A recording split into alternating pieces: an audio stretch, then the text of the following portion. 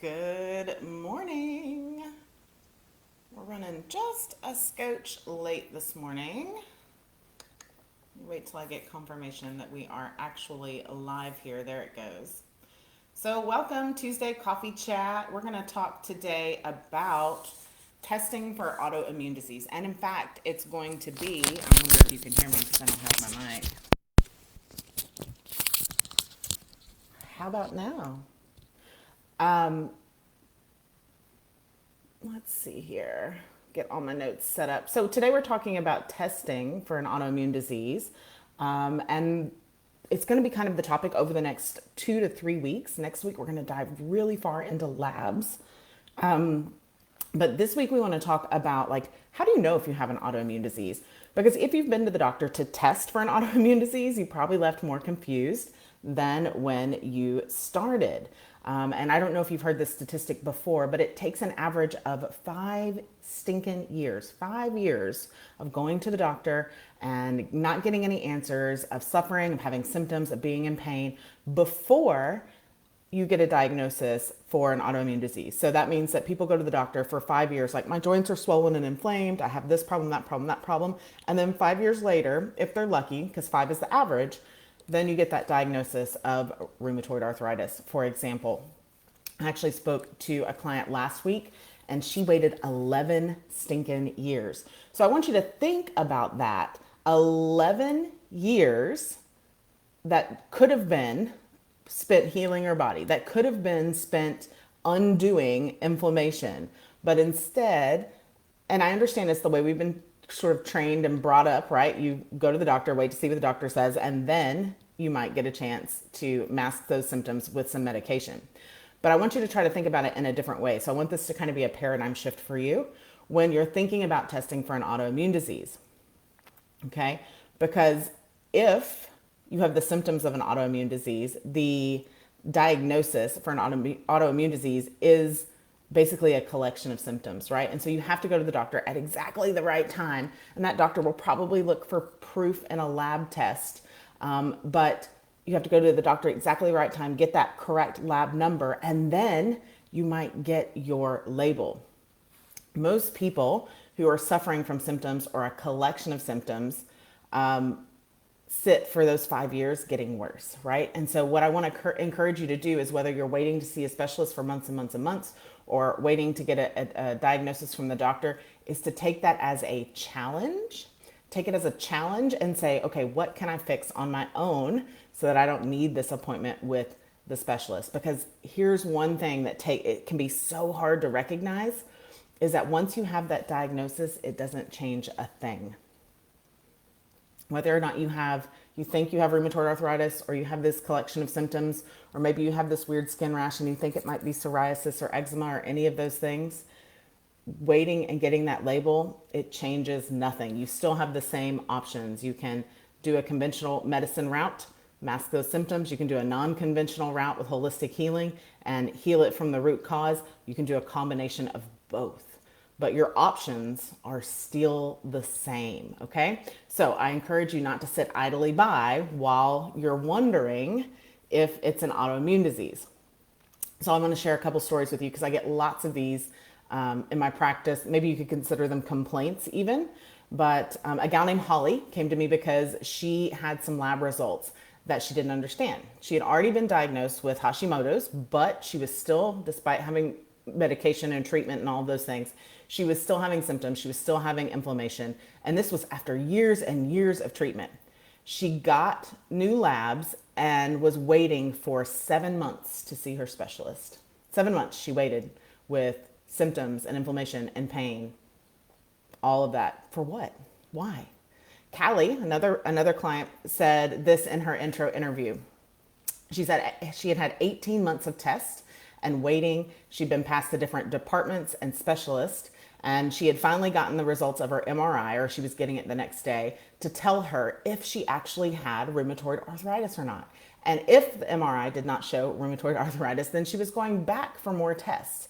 In the last few months, what brought her to me is that she had had new symptoms of her hair falling out. Fatigue, brain fog was worse than it had ever been, and she was also still having constant joint pain. So she was tired and sick of being in pain all the time and too exhausted to do anything. And she felt like she had had enough, right? And that was 18 months of testing without an answer. And then the last one I'll share with you is a gal named Megan. And she said, well, it turns out I don't have an autoimmune disease after all, according to my doctor. First set of labs, she had positive lab results for autoimmune. The second set was negative, right? So he said he couldn't diagnose her with anything or help with anything. It was just going to be taking something for her constant fatigue, her muscle aches, her headaches, her brain fog. She was just going to kind of play whack-a-mole with her symptoms, right? She said she was itching all over. She felt like she was crawling out of her skin and she was frustrated. And here's the thing. If you notice, all three of those women were waiting in pain and stress and anguish to get results, to heal their bodies once they got a diagnosis, right? But guess what? You don't need a diagnosis to find out if you have an autoimmune disease. It's likely that all of these women had an autoimmune disease. It's very, very likely. But the real issue isn't do we have an autoimmune disease or not. The real issue is that they don't need a label or some magic test to tell you that your body needs some healing, right? And then once you do get that label, if that's in your path, then what? Then you're now either, again, you have the same choices, conventional medicine or holistic health. Conventional medicine that will tell you that you are subject to a lifetime of steroids and all of these things, and that your condition is not reversible, it's only treatable, or getting to the root cause, finding out what's going on, healing your body from that root cause, right? In the majority of cases, with a commitment to get better, with your commitment to get better, with progressive lifestyle changes, autoimmune disease can be reduced or even reversed. And I've seen big autoimmune diseases, diabetes, rheumatoid arthritis, multiple sclerosis, fibromyalgia, all of them completely reversible, right? But you have to take that step. So conventional medicine generally reaches for like chronic immunosuppression drugs. So things like prednisone, you might have heard them called steroids, low dose chemotherapeutic drugs. And when you take these drugs, you're grinding the immune system to a halt, right? And so that is your option for conventional medicine. And I'm not saying that mainstream medicine is wrong or it's not ever needed or any of those things, but it's not really designed for chronic illness management. And that's one of the thousands of reasons why I get so passionate about functional and integrative approaches, because it works, right? And especially when it's kind of put into the steps of the autoimmune revolution method, it looks at the whole picture holistically, body, mind, and spirit, and it breaks down the healing path in a way that you can tell if you have an autoimmune condition, if it even matters. But more importantly, you can become the healer in your home, the healer in your own human suit, and you know exactly how to heal your body yourself. So, talking about testing for an autoimmune disease, what can you do on your own to test for an autoimmune disease? There's a few things that I want you to do. One, I designed a quick quiz for you to kind of take your monkey mind out of it. And it is called the Do I Have an Autoimmune Disease quiz, right? And I'll add a link here in the description. And so I want you to take that quiz and find out, what are your symptoms? What could they mean physically, energetically? And it's not a diagnosis, but it is sort of a guide to tell you, like, should you maybe check in with check in with conventional medicine? Is a holistic healing path right for you? Is it likely that you don't have an autoimmune condition and you just have a few little symptoms hanging out here or there that some general inflammation could help to resolve? And the second thing I want you to do is a simple stomach acid test, okay? And I usually have most of my new clients start this, but I'm going to tell you how to do it. Almost all autoimmune conditions have a root in digestion, right? And the starting point of that tends to be your stomach acid. The actual starting point is chewing, but this is easier to test, right? So stomach acid plays so much of a role in the function and physiology, or the how and the what of how nutrients get into your body, and how those nutrients may or may not be triggering your immune system to go haywire. So especially if like fatigue is on your list, right? It also has a really important role in protecting our body because it serves as the primary defense system against parasites and food poisoning or food-borne bacteria. So all you need for this is a teaspoon of aluminum-free, preferably baking soda, and 8 to 10 ounces of water. Very first thing in the morning, you're going to take 1 teaspoon before you've had anything to eat, before your coffee. You're going to take 1 teaspoon of baking soda and put it in the 8 to 10 ounces of water and stir it until it's dissolved. Then you just drink it on an empty stomach. And if you want these instructions written out, you can find that at audreychristie.com/130. So you drink the mixture on an empty stomach and then spend a few moments, because this starts the neurological response. It's called the cephalic reflex. It starts the stomach acid to gurgling in your stomach. Just spend a few moments thinking of that delicious breakfast you're gonna have. Like maybe it's waffles, maybe it's, eggs and bacon, maybe it's, whatever your favorite, maybe it's just your cup of coffee that could make your mouth water. So you're gonna start with that. And just for a few minutes, activate that cephalic reflex. Then I want you to set a timer for 15 minutes. Now, at the end of that 15 minutes, if you have stomach acid present, if you are functioning properly, you'll start to burp. It's not gonna last all day, so don't worry, but you're gonna start to burp. Now, if you aren't burping in about 15 minutes, then there is work to be done. Now, just as like a sidebar note, just because you don't burp doesn't mean there isn't, or just because you do burp doesn't mean there isn't any work to be done. It just means that your stomach acid may be okay. Also keep in mind, full disclaimer, this is a subjective test, meaning it's not precise, but I've got news, neither is your blood work. But that's a story for another day. But what it can do is point out deficiencies for people, especially if significantly low stomach acid is an issue. So if you have fatigue and significantly low stomach acid is an issue, it's a very quick fix to get your energy back, okay? The third thing I want you to do, so first thing is take the quiz. I'll put the link in the show notes or, in the description. You can find that at audreychristie.com/130. You're gonna take the quiz. You're gonna do the stomach acid test. If it's too late this morning, try it tomorrow. And then the third thing I want you to do is called a tune-in journal. Now, a tune-in journal is very, very simple. And I'm a fan of really pretty journals. I have them everywhere. And if you don't have a pretty journal, no worries. Just take some paper. You're going to write down each of your symptoms on a separate page. Again, you can use a cute little journal for this, or just some paper, some notebook paper. And you could even do this digitally if you must, but I find that handwriting it out works better. And there's actually some scientific evidence that handwriting it out works better.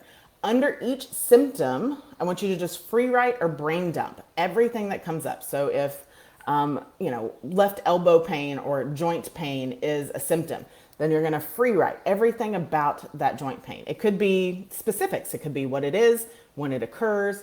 But as you free write, you'll notice more and more things coming out on that paper. You're going to do this for each symptom. Then when you're done, you get to play the role of zygologist, right? Now for me, I'm a very visual person, so I like to take these papers, and I do this with clients. I'll take these papers and I'll line them up, and then I just start drawing lines to things that might be connected. And you don't have to have, a fancy degree. You don't have to be well versed in pathophysiology or any of those things in order to do this. Just look, see what connects, what dots can connect. You might highlight the ones that connect in different, like yellow, pink, and green, for the ones that connect. This is the start for figuring out what your root causes are, regardless of whether or not you have a precise label of this diagnosis or that diagnosis. Those 3 steps. Now, again, I encourage you to take the Do You Have an Autoimmune Disease quiz. Once you get those results, you'll get a few emails. One will be with the Auto Revolution Kickstart. I've created that PDF for you. It's completely free. It has 5 steps today to kickstart your own autoimmune revolution, even if you don't have an official diagnosis. So to wrap this up, if you haven't gotten it by now, you don't need an autoimmune diagnosis in order to heal your body. Testing for an autoimmune disease is as simple as gathering your collection of symptoms and then checking for the root causes. And the best part is you can do these steps while you're waiting. Choosing to do these steps does not take you out of the running to be able to see an MD or a DO or a rheumatologist or any of those things. What it does is mean that you'll likely need them a whole lot less by the time you get there, if at all. Next week, we're going to talk about labs. So we're going to talk about your complete blood counts and your complete metabolic profiles and your ANAs and whether they're speckled or not speckled and all of that stuff. So I hope you will join me around the 7 a.m. Central Time Tuesday morning. And thank you so much for tuning in. That's all I really have for you. So I'll add all of those links so that you can certainly check them out. And let's see if it'll let me add them now. Ooh, it will. Fancy. So link with instructions. Oh, do you guys have Grammarly? I have Grammarly because I'm not the best. Like I get typing and I go. And then 130. All right, cool. So Grammarly constantly jacks with me when I try to change things on social media. So, okay.